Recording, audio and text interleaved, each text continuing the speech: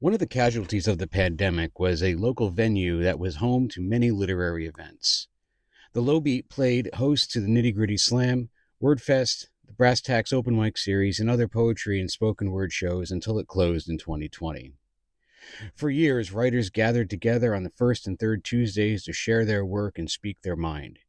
Featured readers from all around the country joined local community poets on Central Avenue for events that engaged and inspired. No matter who you were or where you came from, everyone was welcome on that stage to speak their truth. On February 19th, 2019, Alyssa Michelle and Christa DeMarco came out and did just that in front of a receptive audience. Alyssa is first up to the mic with two poems, Humble and The Other Side of the Bed, which is, as Dan Wilcox noted on his blog, a pile of clothes she is going to wear tomorrow rather than a lover. And Christa DeMarco then took the stage and read an untitled poem with a lot of wordplay on personal and environmental themes, and she finished with a piece detailing her day job as a home health aide.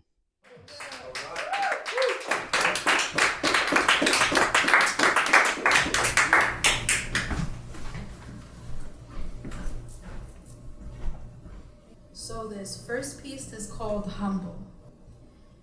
They always mistake humble for weak, how you should always turn the other cheek, but they're unaware of how badly you wanted to give them a taste of their own medicine. They say treat them how you want to be treated, but it should really be treat them how they treat you, shouldn't it? Because being good to those who don't deserve it makes your soul spiritually sick. Stay humble, stay quiet, be thankful, keep trying. Push, push, push. But you cannot push for respect while others remain emotionally stagnant. Move out of the way of the mountains they placed in front of you masked as words that make you question your own worth. Remain humble, surrounded by egos that replace the hollow centers of souls with arrogance and self-entitlement. From the outside looking in, they see someone who's been constantly attacked, who always chooses the high road as a comeback. But why, they ask? Fight back, fight back. They'll do it again if you let them. Let? As if humbleness gave up some part of myself. You see, you give up more by giving them what they want. And since two wrongs don't make a right, no one wins in the end. Humbleness became my best friend when they kicked me while I was down. But they didn't notice that was just the positional sprint, rubber band stretch, slingshot, fully loaded bullets ready to duck and dodge, full of velocity. Humbleness is just a state of what looks like stagnation, full of reserved energy ready to be unleashed without saying or showing. Humble is a slow and steady, quietly proud warrior that everyone tells to toughen up, with tongues that cut sharp like knives. Why should I shrink my size to appease your acceptance of who I should be? Humbleness taught me to speak up with the correct choice of words, not the volume of my voice. And that silence is louder in the way you live than trying to quench your thirst for acceptance by being noticed.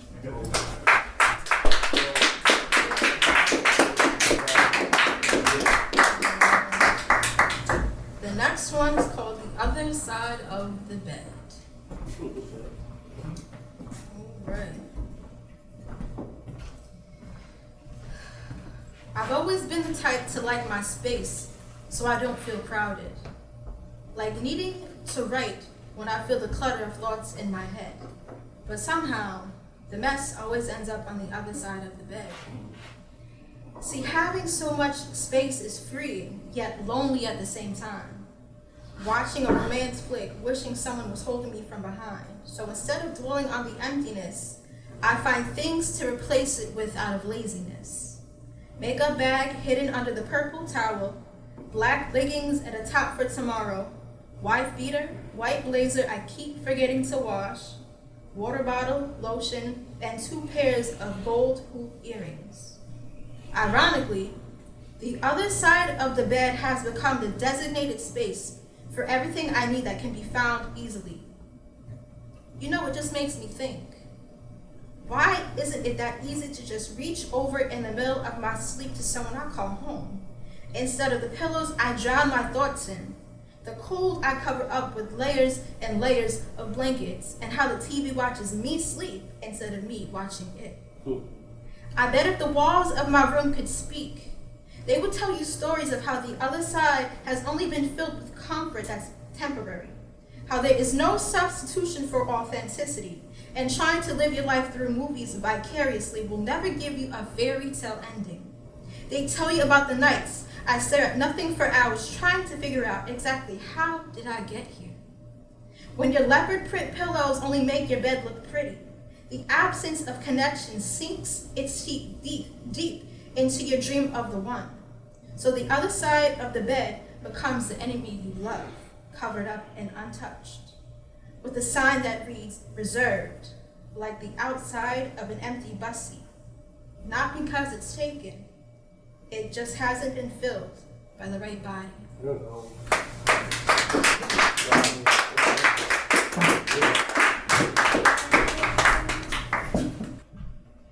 Hack away gray matter with a machete. Lay down new roads through a jungle of feral thoughts. What indigenous life still clings here is slowly being choked out by words spoken by invading notions.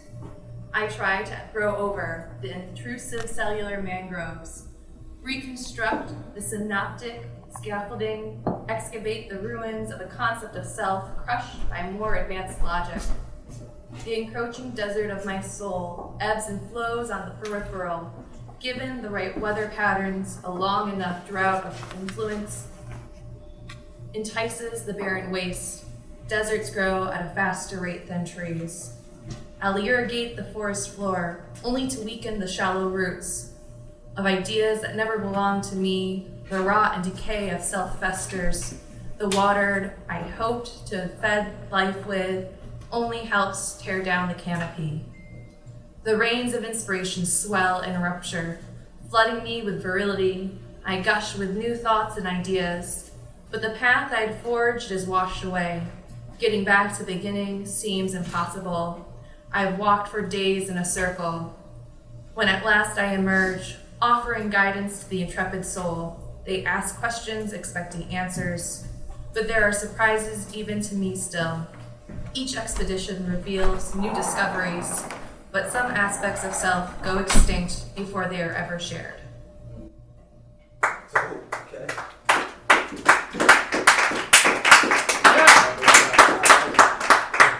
This is an insight into my job. I've done that a couple of times. I'm a home health aide. I like to share with people the concept of empathy and seeing people beyond just disease, physicalities and stuff, disabilities, and realizing there's humans in this world, there's souls, and how often we just kind of pass by that. And this job has helped me, and I wish to share it with you. So, give ostomy care to your patient on an empty stomach and eat a sandwich after. Give a bed bath to someone with bowel incontinence and your last pair of gloves rip. Witness the death of a soul long before the body follows, and suffer the survivor's imploring eyes. Watch full body edema balloon and rupture skin, weeping pus oozing over. Take away someone's dignity in order to prolong their humiliation. You never get past it. Ever seen black stool? Ever wake up in the dead of night realizing you forgot to wash someone's ass? Force feed someone extending their existence for no sake but their child's fear of letting go. Accidentally fall in love and have to accept the severed tie without ever giving a proper goodbye. Sit and listen to the movie projector of a soul, creaking and failing but shown with such vitality. Sit there day in and day out, expected to heal what's beyond repair and not die a little yourself. So tell me, how'd you do? That's just the first case of the day. Sheesh. Sheesh. Can only imagine.